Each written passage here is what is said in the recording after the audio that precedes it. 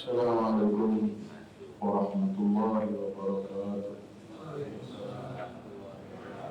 Baca niat ta'lim wa ta'allum wa hadirat Nabi Sayyidina Muhammad sallallahu alaihi wasallam wa ala alihi wa azwajihi wa dhurriyyatihi al-a'rad al mujtahidin wal ulama al-amin wal fuqaha wal muhaddithin wa makan Allahumma salli ala Muhammad wa majina liddatina wa shaykhina wa intasabina wa jami'il muslimin wal muslimat والمؤمنين والمؤمنات الأحياء منهم والأموات واغفر لهم وارحمهم واغفر لهم واجعل الجنة مثواهم شيء لله لهم الفاتحة. بسم الله الرحمن الرحيم.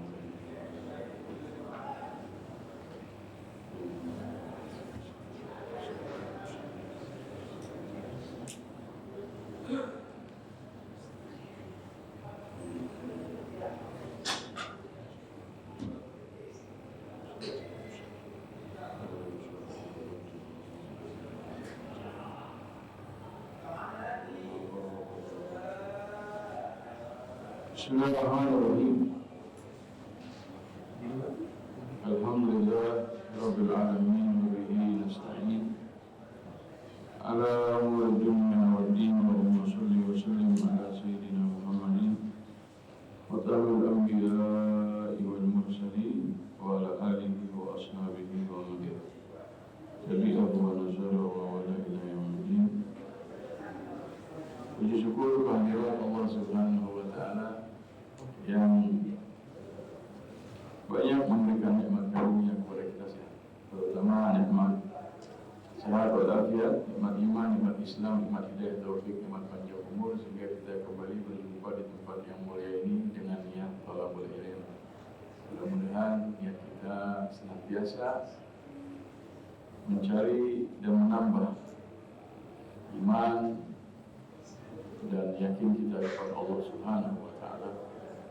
Dan juga mudah-mudahan dengan bertambahnya iman dan keyakinan kita makin bertambah pula ketakwaan kita kepada Allah, sehingga menghasilkan amal-amal saleh yang banyak di dalam kita mengisi kehidupan kita, di dalam mencari maisha, dan semoga juga mendapat ridho dari Allah Subhanahu. Jamaah yang dimuliakan Allah, dalam kesempatan yang penuh barokah ini kita kembali melanjutkan pelajaran ilmu tauhid yang temanya adalah definisi iman yang wajib kepada Allah Subhanahu wa taala. Sama-sama kita lihat bagaimana kita sekarang atau sebelum kita ada saat ini, apakah terjadinya alam atau dunia yang kita katakan tempat hidup hanya yang layak buat manusia ini, itu ada dengan sendirinya atau ada yang mengadakannya? Makanya dalam ilmu tauhid itu ada istilah hadisun wa mahdisun. Hadis itu yang baru, bukan hadis pakai ya-nya, ha, alif, dal, sa. Kalau hadis itu ha, dal, ya, sa. Dalam ilmu tauhid, dan ini berlaku di seluruh ranah dunia Islam. Itu ada hadis, ada mahdis. Hadis itu yang baru atau terbarukan. Muhdis yang mengadakan atau kerennya menciptakan. Khaliq. Muhdis itu al-khaliq, tapi hadis itu sesuatu yang makhluk. Jadi dalam ilmu tauhid itu hadis itu makhluk. Hadis itu makhluk, sesuatu yang licin. Bagaimana bumi dengan hamparannya, beserta dengan materi komposisinya dari tanah, air, batu-batuan, ada mineral-mineral, unsur-unsur lain dalam bumi ini yang memang itu dipentingkan untuk kehidupan manusia dan yang berhubungan dengan dunia ini. Apakah terjadi dengan sendirinya? Lah.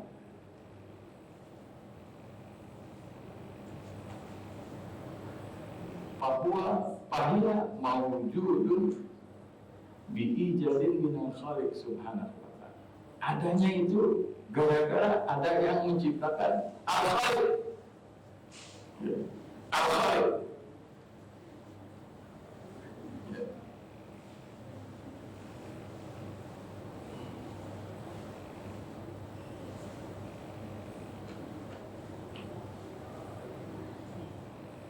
Bahkan di sini dikatakan qala Ibnu Abbas radhiyallahu anhu inna Allah ta'ala khalaqa fis sama jibalan min saljin wa bardin kama anna fil ard jibalan min hajarin wa huwa qawluhu ta'ala wa yunazzilu minas sama'i min jibalin fiha min bard.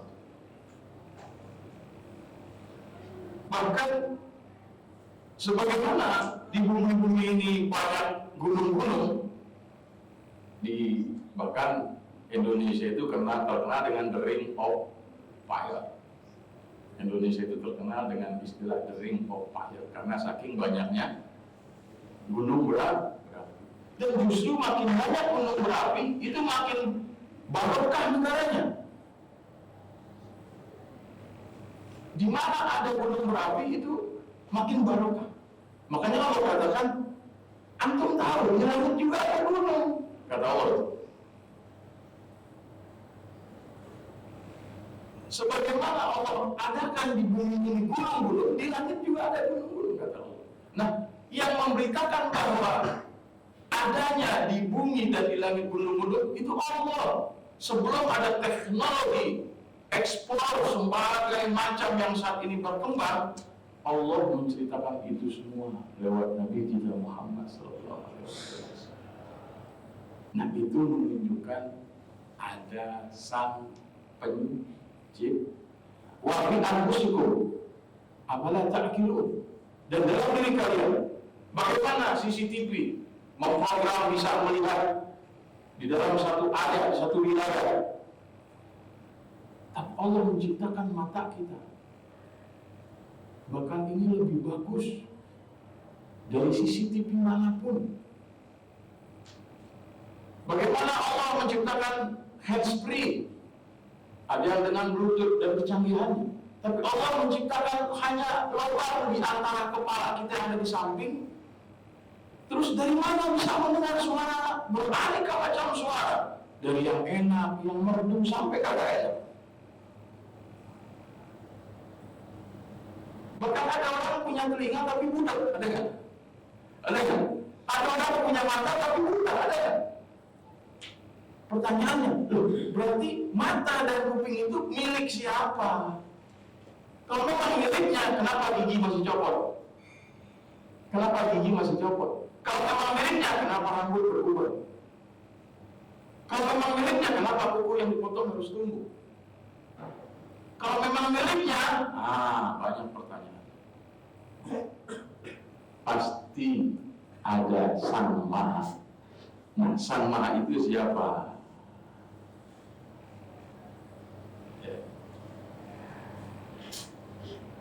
Makanya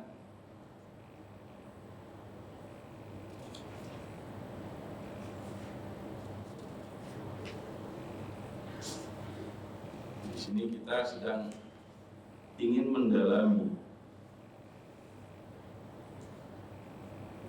tentang keimanan dengan Allah Subhanahu wa Ta'ala. Bagaimanakah cara mengimani Allah? Karena mengimani Allah itu tidak bisa dengan zatnya. La tufakkir bi zati. La tatafakkar bi zati, tafakkaru fi alahi. Jangan kalian mendalami tentang zatku. La yasir. Nggak bakalan sampai. Ya. La ya'lamu illa huwa. Nggak ada yang mengetahui Allah kecuali hanya Allah. Terus yang kita pelajari apa? Nah, ini dia. An ya'lam al-'abdu wa ya'taqida i'tiqadan jaziman ma yajibu lillahi ta'ala min as-sifat. Jadi kita hanya dituntut supaya kita punya etikadnya yang kokoh, yang kuat dalam diri kita, bahwa yang wajib kita kenal Allah itu hanya berupa sifat-sifat Allah Subhanahu wa ta'ala. La tufakkir, la tutafakkar fi dzati. Yang kita mesti kenal hanya sifat. Setiap ada sifat pasti ada zat. Setiap ada sifat pasti ada zat. Setiap ada sifat pasti ada zat.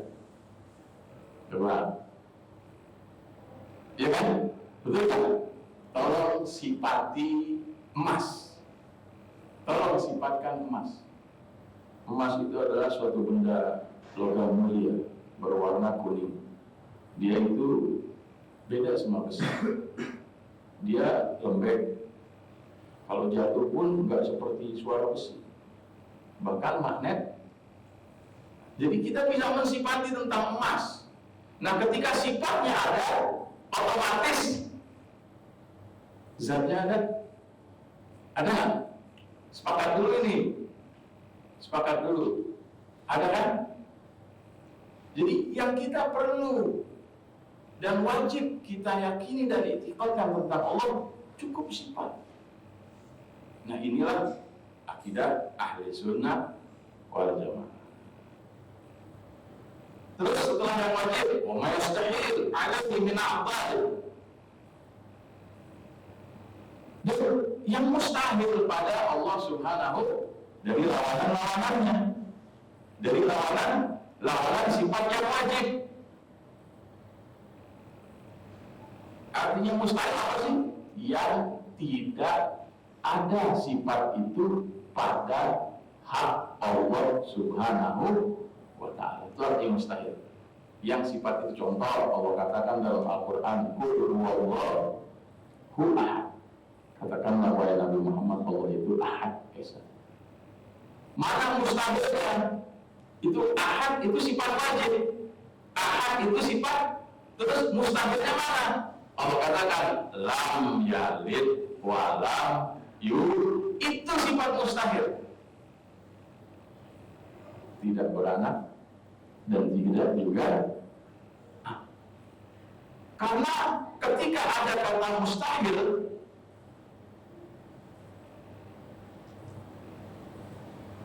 berarti itu bukan Tuhan. Setiap nempel sesuatu kata yang mustahil itu bukan Tuhan.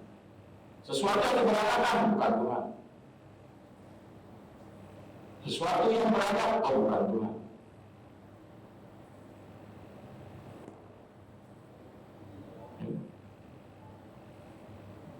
Wajib pihak Tuhan apa-apa yang jais, yang boleh pada hak Allah Subhanahu wa ta'ala. Ya.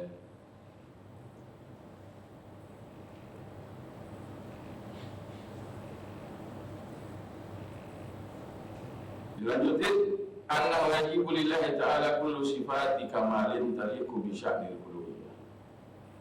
Dan semua sifat-sifat yang terampung dengan sifat-sifat kemuliaan itu boleh disifati untuk Allah Subhanahu wa ta'ala. Sekalipun, bahasa sekalipun nih, kita sudah tahu ada yang namanya sifat-sifat Allah tuh wujud, qidam, baqa, tapi masih ada sifat-sifat yang mulia, itu masih layak disifati buat Allah.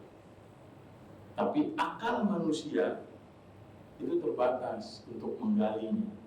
Akal kita ini terbatas untuk menggalinya. Makanya disimpulkan setiap sifat-sifat yang itu menunjukkan suatu kesempurnaan dan tidak ada tandingannya, itu boleh dinisbatkan sifat itu buat Allah Subhanahu wa ta'ala. Satu-satunya raja di raja yang tidak terkalahkan, hidup abadi selama-lamanya sampai akhir masa, Allah. Boleh disifati dengan yang pokoknya sifat kesempurnaan yang menunjukkan tiada ada tandingannya, itu pasti milik Allah.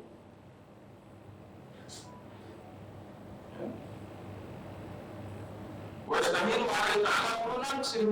Makanya nggak boleh ada praduga kepada Allah Subhanahu wa Ta'ala dalam hal-hal mensifati Allah dengan kekurangan. Ya. Allah ngantuk, Allah besar seperti gunung, itu kekurangan. Allah gede, Allah sakti seperti yang ditonton di film-film. Itu kekurangan justru. Itu malah kekurangan itu. Karena itu mustahil. Bagi Allah 1 ton kapas dengan 1 ton emas sama. Sama bagi Allah Subhanahu wa Ta'ala, sama. Tidak ada bedanya. Beda sama kita. Sama Allah sama. Dan Allah itu ketika melihat warna, bukan seperti kita melihat warna. Allah melihat warna itu dalam bentuk aslinya, seperti makhluk-makhluk yang Allah ciptakan. Apa dia bergerak, apa dia bernapas, apa dia bertasbih. Makanya ketika ada pensifatan kepada Allah yang menunjukkan itu kekurangan, itu mustahil. Dan wa yajuzu fi haqqihi fi'lu kulli mungkin aw tarku. Dan boleh bagi Allah berkehendak berbuat tiap-tiap sesuatu yang mungkin. Bolehnya pada sesuatu yang mungkin. Apa misalnya mungkin? Manusia butuh hidup dengan oksigen. Siap, korek. Tapi kalau manusia hidup di dalam air, bisa. Butuh alat, butuh yang bisa menyaring oksigen untuk tubuh manusia. Tapi nyatanya belum ada manusia yang bisa hidup di dalam air. Nah, itu jadi pada hak Allah. Wah Ustaz, ada orang yang bisa tinggal di dalam air. Saya pernah dengar cerita seorang ustaz ketika Nabi Sulaiman bertemu dengan seorang pemuda yang hidup di dalam kubah putih. Oh, itu salah satu namanya kemuliaan dari Allah kepada seseorang. Ya, tapi pada hak Allah, Allah hanya memberikan segala sesuatu keputusannya kalau berhubungan dengan yang mungkin. Apa misalnya? Kita bekerja, kita berdagang, kita marketing apa namanya?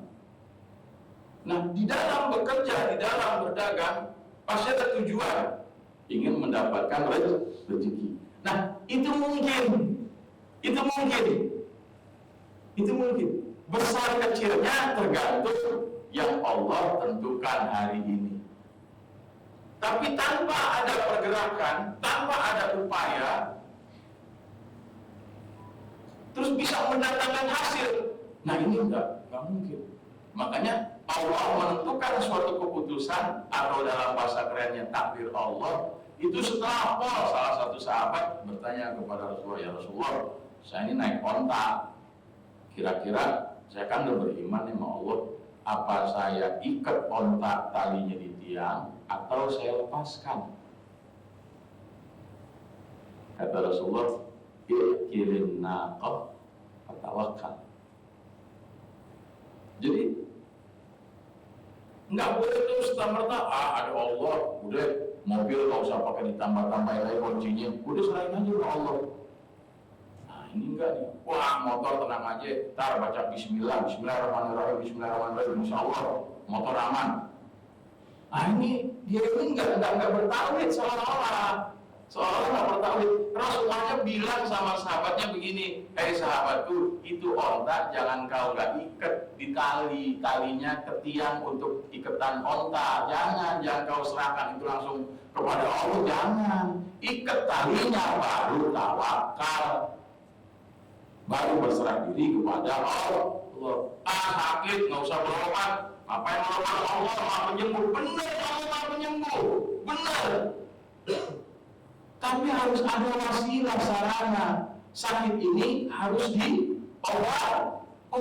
Ya cari dokter yang sesuai dengan spesifikasi sakitnya. Cari yang sesuai. Nah, dengan begitu baru Allah menyembuhkan. Oh lapar, bener lapar, alhamdulillah, bener lapar. Ane yakin Allah pasti kasih anak kenyang. Bener, baca berkali-kali kenyang, baca berkali-kali kenyang. Ya kalau hampir seminggu nggak makan, baca itu gimana? Tetap karena kultur asupan tubuh kita ini dengan yang namanya nutrisi, dengan yang namanya gizi, itu sesuatu yang mungkin. Yang kagak mungkin Allah nggak tentuin, nggak tentuin. Andai nyamuk segede gajah, kira-kira gimana? Nyamuk segede gajah, Allah ciptain bisa. Sebenarnya Allah nggak bisa ciptain nyamuk segede gajah.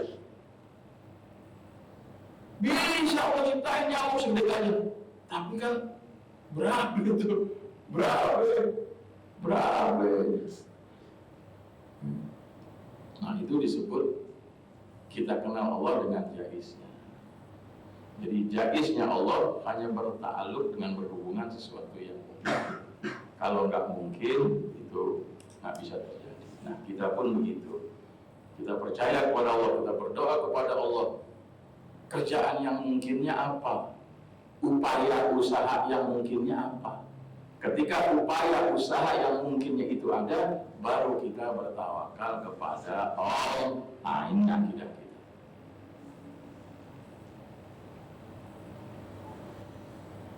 Walakin yajibu 'ala al-'abd an ya'taqida tafsilan wujuba thalath ashar sifatin kama yadullu lillahi ta'ala 'alaiha madarul uluhiyyah wa 'azamati sya'ni ar-rububiyyah wa istihalati ahdadiha 'alaihi subhanahu wa tilka sifatu as-salatu ashraf hiya al-wujud wa didduhu al-adam wal qidam wa didduhu al-hudud wal baqa wa didduhu al-fana wal mukhalafatu lil hawadis wa didduhu al-mumasalatu lil hawadis wa qiyamuhu ta'ala bi nafsi wa didduhu qiyamuhu ta'ala bi ghairi wal wahdaniyati wa didduha alla yakun wahidan wal irada wa didduha al-karahiyah wal qudrah wa didduha al-'ajz wal ilmu wa didduha al-jahl wa sam'u wa didduha as-sam' wal basar wa didduha al-'ama wal kalam wa didduha al-faqam wal hayat wa didduha al-maut wa kamalu hadha al-i'tiqad la an yakuna bil barahinil mufidati lil yaqin.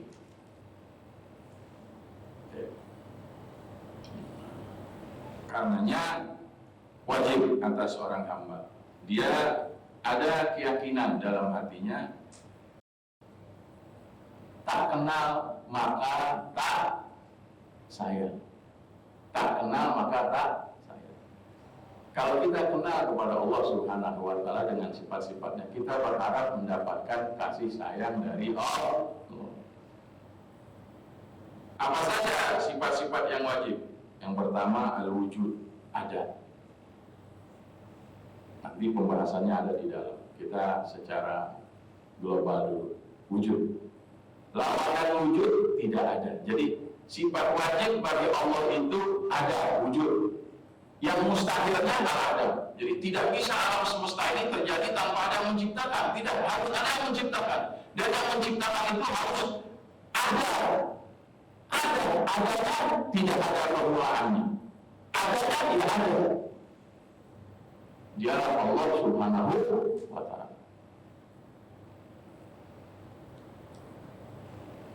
Wal qidam wa didduhu al-hudus. Terdahulu.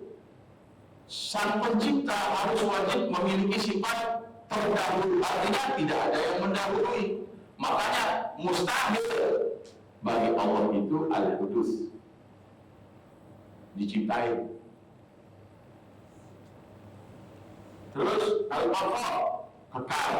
Lawanannya, mustahilnya al-fana, binasa. Lanjut, wal mukhalafatu lil hawadits. Ini sekalipun nggak ngerti bahasa Arabnya, yang penting diingat terjemahannya. Sifat selanjutnya al-mukhalafatu lil hawadits, berbeda. Allah Subhanahu wa Ta'ala tidak sama Allah Subhanahu wa Ta'ala dengan yang diciptakannya. Jadi Allah itu tidak sama dengan apapun yang Allah ciptain. Wadidduha al-mumasalatu lil hawadits. Mustahil Allah sama dengan yang diciptakannya. Lanjut, waqiyamu ta'ala binafsi. Allah itu tidak butuh bantuan. Makanya sifat wajibnya qiyamuhu ta'ala binafsi. Allah berdiri dengan sendirinya. Malaikat bukan pembantu, malaikat hamba Allah yang dimuliakan. Sama para nabi juga hamba Allah yang dimuliakan. Lawanannya wajiduhu qiyamuhu ta'ala binafsi. Lawanannya Allah butuh, Allah perlu. Dengan selainnya mustahil. Sifat wajib selanjutnya wahdaniyah esa. Wajib dua Allah yakun wahid. Allah tidak satu, Allah tidak esa. Mustahil. Tuhan itu satu, esa. Mustahil Tuhan itu berbilang. Wajib dua. Sifat wajib selanjutnya bagi Allah azimah. Allah berkehendak. Maunya Allah. Fa'alul lima yasha, berbuat yang Allah berkehendak. Wajib juga Allah, lawanannya terpaksa. Tuhan tidak bisa dipaksa. Wal-qudrah, sifat selanjutnya al-qudrah, maha kuasa. Wajib juga al-ajiz, sifat lawanannya atau mustahilnya adalah lemah. Mustahil Allah itu lemah. Sifat selanjutnya wajib bagi Allah itu al-ilmu, mengetahui. Wadidu al-jahl, lawanannya bodoh. Wasamu, yang selanjutnya maha mendengar. Wadidu as-sam, as-samam, budak. Sifat wajib bagi Allah selanjutnya al-basar, maha melihat. Wadidu al-ama, buta. Jadi Allah melihat bukan dengan dua biji mata. Allah melihat harus bukan ada cahaya. Kalau kita kan melihat pakai cahaya kayak Allah lah. Allah bil basar. Sekalipun ada semut warnanya hitam di waktu malam, di batu hitam, di gua yang gelap gulita, Allah melihat. Allah melihat. Jadi Allah melihatnya dengan bil basar. Dengan sifat al-basar, bukan dengan mata. Kalau yang dengan mata seperti makhluk-makhluk ciptaan lainnya itu hadis makhluk. Wal kalam wajibul bakam, dan juga Allah itu berkata-kata. Lawanannya bisu wal hayat, itu hal maut dan hidup. Allah Subhanahu wa ta'ala sifat wajibnya hidup dan lawanannya mati. Dan ini semua nanti akan datang keterangannya dengan dalil-dalil yang insya Allah akan menguatkan dengan keyakinan di pasal berikutnya. Nah, ini semua menunjukkan bahwa yang menciptakan bumi dan alam semesta itu adalah zat yang mempunyai sifat-sifat yang sempurna. Yang tadi kita dengar satu-satu sifatnya. Berarti benar bahwa dialah Tuhan yang menciptakan kita dan alam semesta. Fa'lam annahu la ilaha illallah. Dengan begitu baru kita bisa menyadari dan meyakini bahwa kita ini hanya seorang hamba. Man arafa nafsa, yang penuh dengan kekurangan. Hanya seonggok daging yang dikasih ruh sama Allah, yang diciptakan oleh Allah dari setetes air, kemudian menjadi daging, kemudian terbentuk di dalam perut ibu kita. Dalam umur kandungan 4 bulan baru ditiupkan ruh, lalu diciptakan bertahap oleh Allah Subhanahu wa ta'ala. Bertahap sehingga terbentuklah menjadi bayi yang kelak Allah akan keluarkan dari perut ibu kita dalam umur kandungan 9 bulan.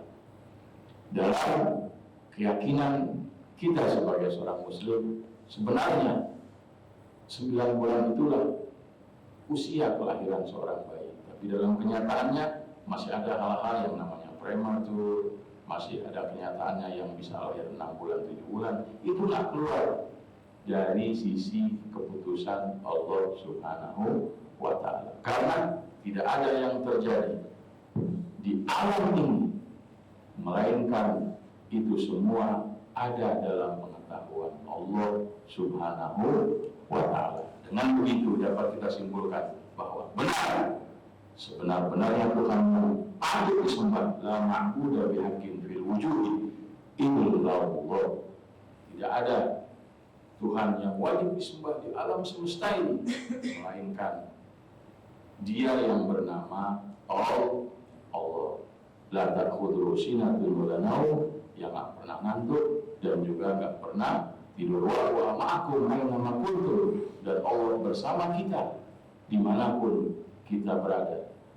Dan Allah yang menciptakan kita, yang memberikan rezeki kita, yang menghidupkan kita, yang menyehatkan kita, dan Dia la yus'alu amma yaf'al, tidak ditanya tentang apa yang Allah buat, wa hum yus'alun, akan tetapi kita kelak yang akan dipinta oleh Allah pertanggungjawabannya di dalam pengadilan yang paling adil, yaitu di akhirat nanti. Ya, hanya ini yang bisa disampaikan, mudah-mudahan ada manfaatnya. Kalau ada yang mau bertanya, dipersilahkan. Jazakumullah khairan katsir pada kita yang telah menyampaikan ilmunya kepada kita semua. Mudah-mudahan apa yang kita pelajari pada hari ini bisa bermanfaat bagi kehidupan kita sehari-hari. Amin ya rabbal alamin. Sebelum kajian kita tutup, mungkin ada pertanyaan dari jemaah yang ingin disampaikan kepada kita.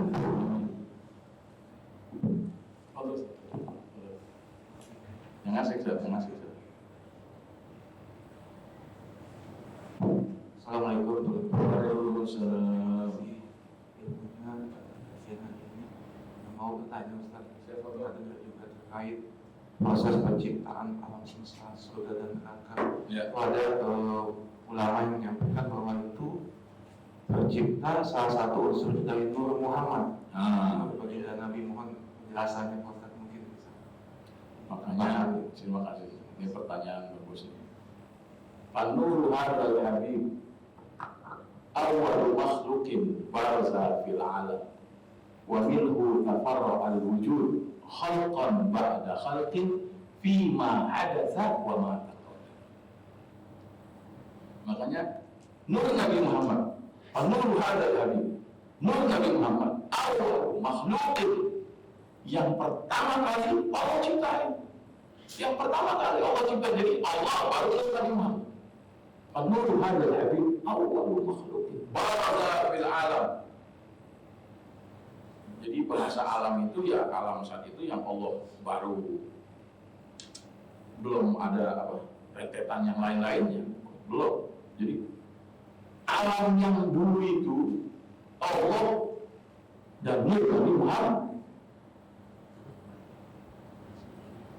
Wa minhu, dan dari Nur Nabi Muhammad tafarra al-wujud, baru terurai, baru terpecah-pecah, baru dibagi-bagi deh kata kita, dibagi-bagi. Al-wujud, apa yang mau diadain? Aras, apalagi misalnya mau diadain? Apalagi yang mau diadain misalnya? Surga, neraka, apalagi yang mau diadain? Bumi, bahkan beras. Dalam kitab I'anatul Talibin itu syarat Fathul Mu'in, Allah menciptakan tumbuhan itu ada obat, ada racun. Ilan halus kecuali beras. Fa inna khuliqa min nuri sayyidina Muhammad SAW. Karena beras itu diciptakan dari nur Nabi Muhammad SAW. Jadi salah kalau orang mengatakan bahwa beras itu menjadi wadah buat sakit, salah. Justru beras itu diciptakan oleh Allah dari nur Nabi Muhammad yang tidak ada efek sakit. Jadi di beras itu tidak ada unsur negatif, nggak ada. Beras itu diciptakan sama Allah dari nur Nabi Muhammad, dan di situ hanya obat. Tidak ada penyakit di beras. Dan kita orang Indonesia alhamdulillah jakatnya dengan beras, karena itu makanan pokok kita. Jadi kalau kita makan beras, nggak ada sakit sama sekali, nggak ada. Oh ada. Saya lebih yakin ini.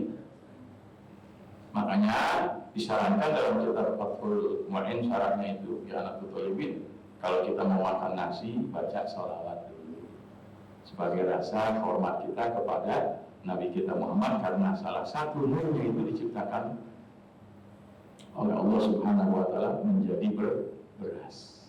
Nah, beras adalah tanaman yang tidak mengandung unsur sakit atau penyakit bagi yang memakan.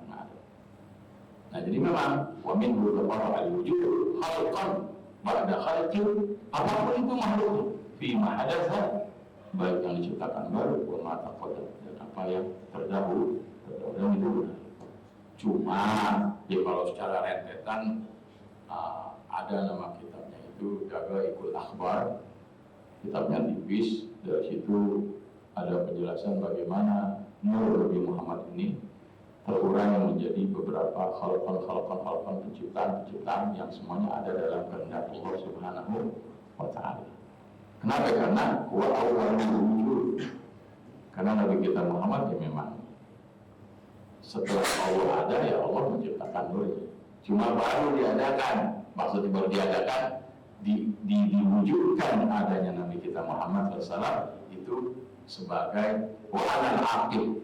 Saya penutup para nabi nabi abadi. Sekalipun saya diciptakan oleh Allah, cahaya saya di luar, tapi saya ini aqib al-aqib, la nabi abadi. Saya ini diwujudkan adanya belakangan dan tidak ada lagi nabi setelah saya. Jadi kalau nabi-nabi lain hanya buat yub'atsu ila amma wa ila ummatin, kalau nabi-nabi lain diutus hanya untuk kaumnya saja, tapi kalau bu'istu rahmatan lil alamin, itu bedanya. Sekalipun belakangan, tapi Nabi Muhammad menjadi penyempurna buat alam semesta. Kalau nabi-nabi hanya diutus buat kaumnya saja, Nabi Muhammad enggak, biar belakangan, tapi penyempurna untuk alam semesta. Makanya nggak ada lagi nabi setelah Nabi kita Muhammad. Itu mungkin jawaban Allah, Pak. Baik,